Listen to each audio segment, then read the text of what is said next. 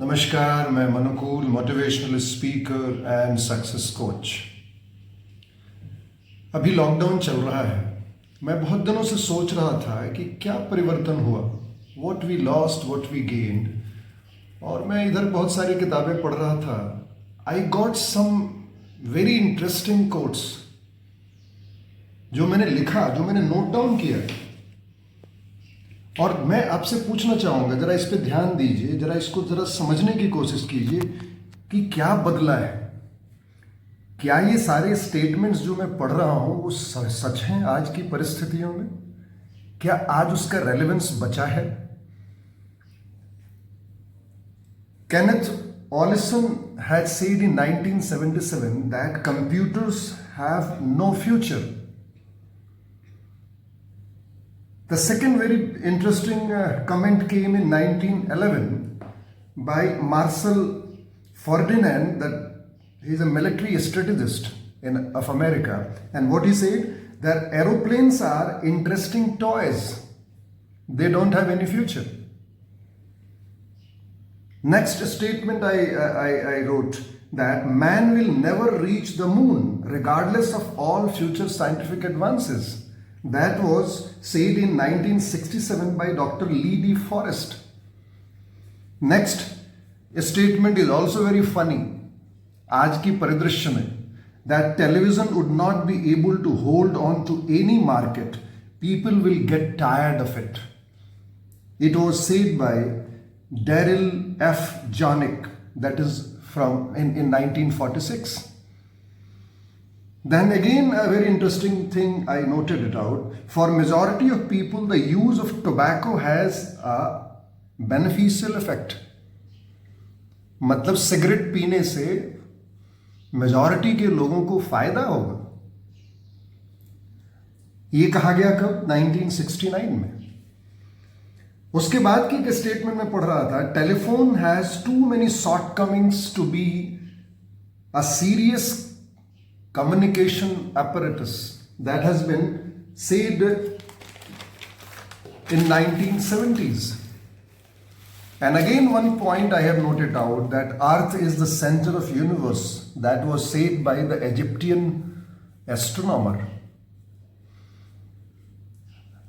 What I said, these 7 or 8 statements, do you feel that it is now relevant?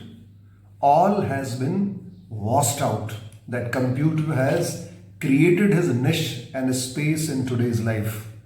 Television is nowhere going. Smartphone has become the most important and valuable asset for every individual for the communication. Again, I would like to say something here, that what we are observing the change in last 60 days. What the order is changed in day-to-day life. The first thing, that handshake is very important. Is it important?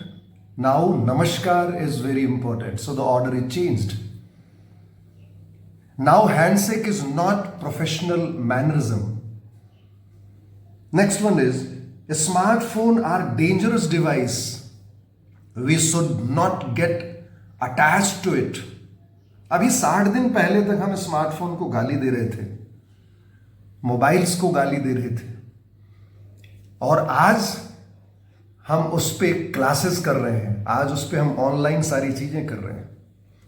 आज से ठीक 1 साल पहले मैं सुनता था कि digital transaction of money is not possible in India like country, और आज हर आदमी के पास पेटीएम, पे फोन और गूगल पे है।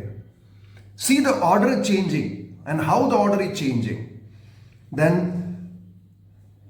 अभी जो मुझे लग रहा है कि 60 दिन को घर में रहने के बाद जो रिसर्च मैंने किया है, this is my own feeling, कि आज से कुछ दिन पहले हम बोल रहे थे कि metro is going to be a public transportation and the best public transportation.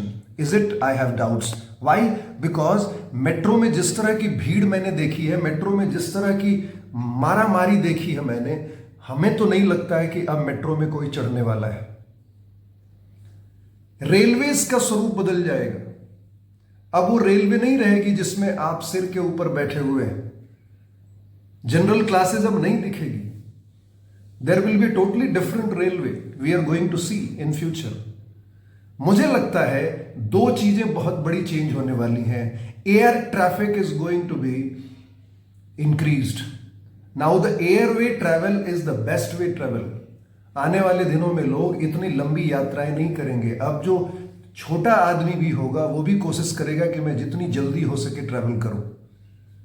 So air travel पे रश होने वाला है।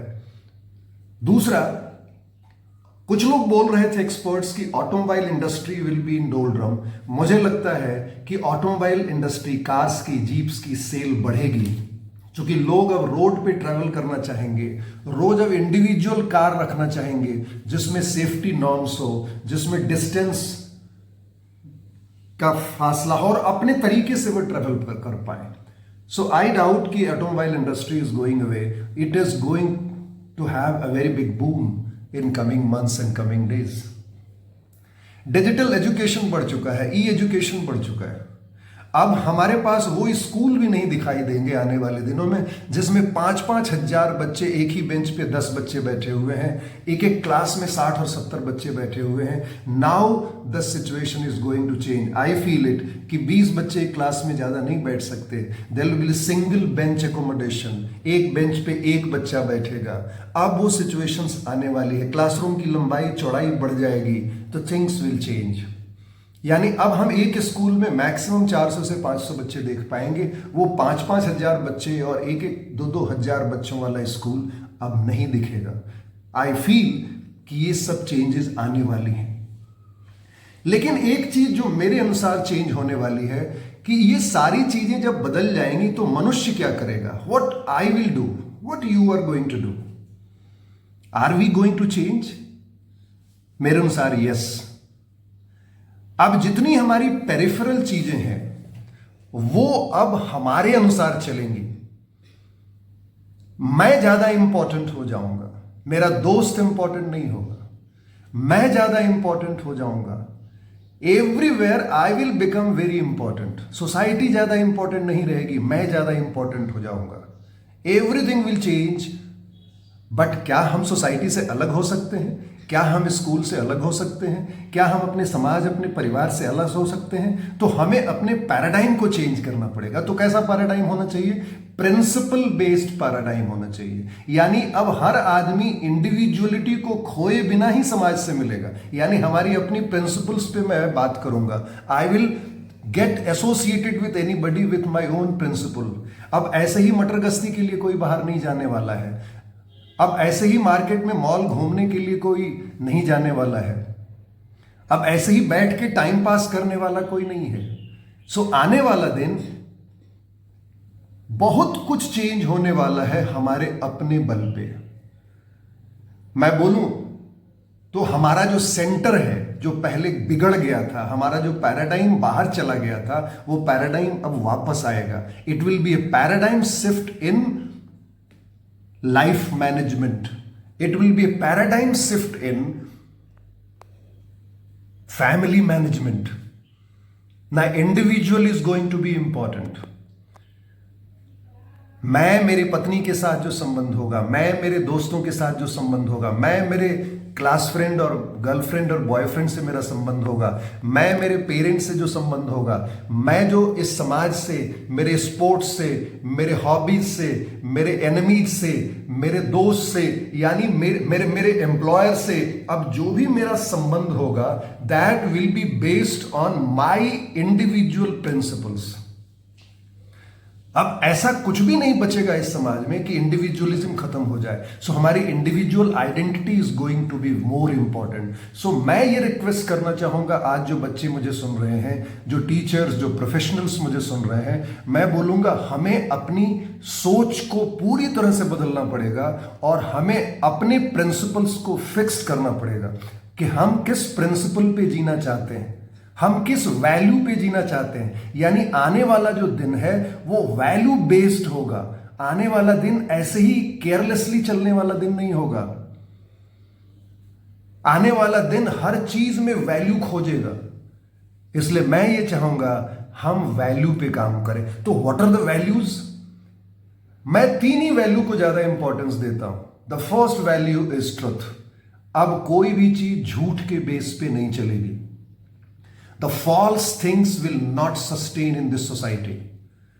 तीसरी चीज लव, और वो लव भी हॉरिजॉन्टल लव नहीं होगा, वर्टिकल लव होगा, वो सेल्फ लव होगा। यानी पहले जो हम दूसरों से प्यार में इंगेज्ड होते थे, अब हम अपने ऊपर ध्यान देंगे, अब हम अपना हाथ साफ करेंगे, अब हम अपने कपड़े को साफ करेंगे, अब हम एक दूरी मेंटेन करेंगे, अब हम उस डिस्टेंस के साथ रहेंगे, अब हम ऐसे ही हागिंग किसी को नहीं करेंगे, अब हम ऐसे ही किसी के साथ नहीं चले जाएंगे। तो हमारी अपनी एक बेसिक प्रिंसिपल होगी सोसाइटी के लिए भी, दोस्त के लिए, कि मैं किस चीज के ऊपर काम करूंगा।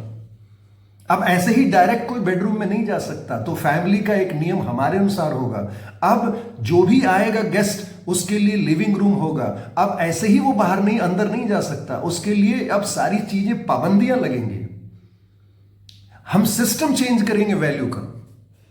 दूसरी चीज, हम अपने आप से बहुत प्यार करेंगे, हम भगवान के नजदीक जाएंगे। अब मुझे विश्वास होगा कि मेरा ईश्वर मेरे अंदर है, so I will start loving myself. So I love myself attitude will increase.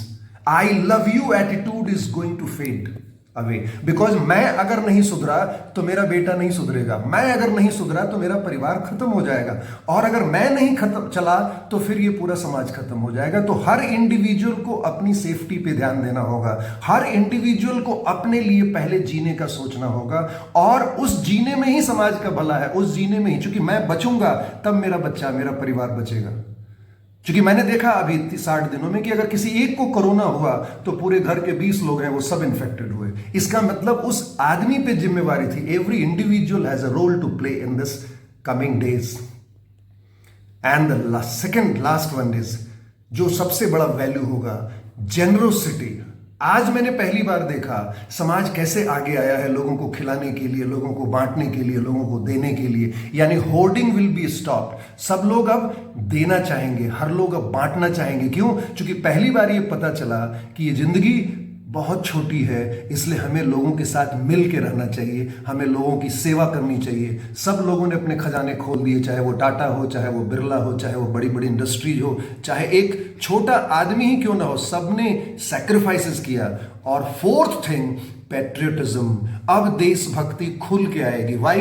Because India is going to lead the world. So पहली बार मुझे लग रहा है कि इंडिया विश्व गुरु बनेगा, तो हम उसके लिए इंडिविजुअली तैयार हों। हम अपने लिए पहले उस साथ को जोड़ें कि हम और हमारी country, me and my country, me and my family, me and my society, me and my friends. So me is important. I become important so I and my principles are going to be the center that is going to rule. I hope that you will also lay down the principles of your life, and that value-based principles that is going to change not only you, not only me, but this entire surrounding around me. Thank you.